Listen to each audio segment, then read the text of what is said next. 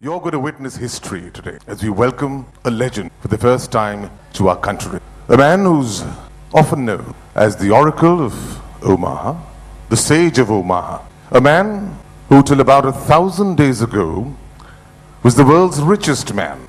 Well, he's still amongst the top three, and the prime reason for that is actually subprime. But let's put our hands together and welcome on today the one and only, the investment guru, Mr. Warren Buffett. One question as I was talking to people out here, it's, I guess the question that's top of the mind of everybody is that what is it that's going to take you to make a substantial investment into India, and that the last 72 hours encouraged you to do so? Well, we're looking to make big investments anywhere in the world. We can find really good businesses run by people we admire and trust, and where we understand the business. And certainly India is in the top 4 or 5 countries in the world that would have the sort of businesses that we're looking for. So I've been dropping my phone number around as I've covered the city, and I hope that it rings on Monday morning with good news. We never know where they're coming from, but I met last night with perhaps 70 people, and many of those people have businesses that would fit Berkshire Hathaway. Now, my advice to anybody with a good business is to keep it. I mean, they're not that easy to find.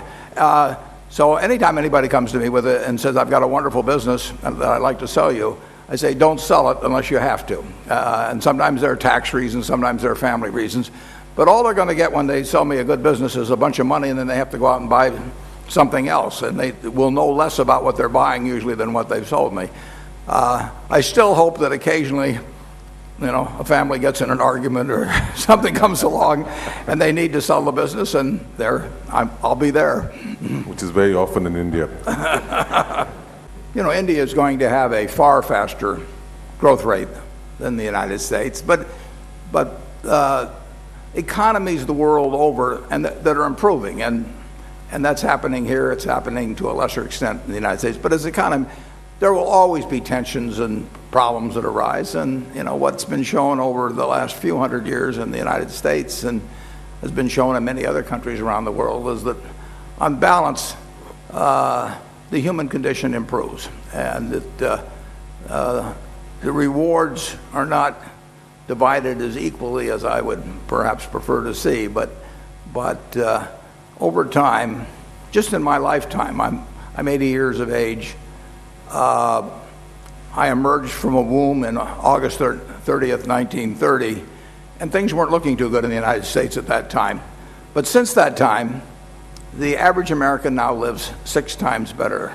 And that's happened in one person's lifetime, and I think how remarkable that is. I mean, if you go back to earlier centuries when really people's conditions improved not at all, I mean, century after century, and in one person's lifetime, it's been 6 for 1 in the United States. And you're seeing the same sort of thing happen in India. I mean, when you have 8 or 9% a year growth and you have 1.5% population growth, it's not hard to see what's happening on a per capita basis, and that's going to continue to happen. And ideally, it will, as the pie grows, that everybody will get a larger piece.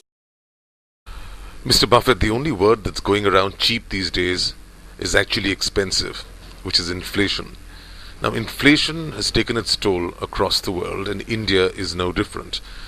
Now, typically equity is impacted highly by inflation as opposed to debt, given the fact that it impacts your top line in terms of loans and your bottom lines in terms of interest pressure. Would you still be a buyer into equities in times like these?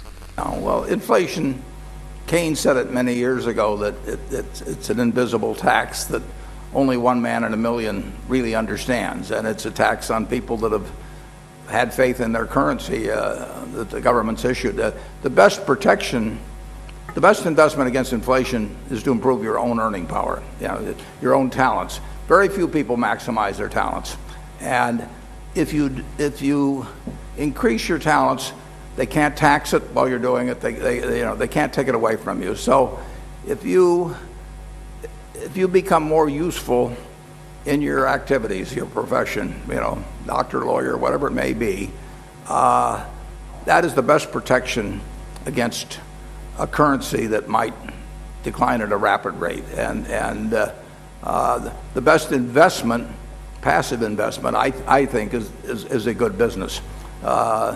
If you own an interest in a good business, you're very likely to maintain purchasing power no matter what happens to the currency. But it's interesting. In the United States, the value of the dollar since I was born has declined by 94% to 6 cents. So inflation is a very cruel tax on people who believe in fixed dollars, but things can work out pretty well even during inflationary times. I mean, if somebody told me when I was born, that the dollar bill is going to go to 6 cents, I might have said, let me go back. I'm not interested in emerging into that kind of a world. But actually, it's worked out pretty well, so I have no complaints.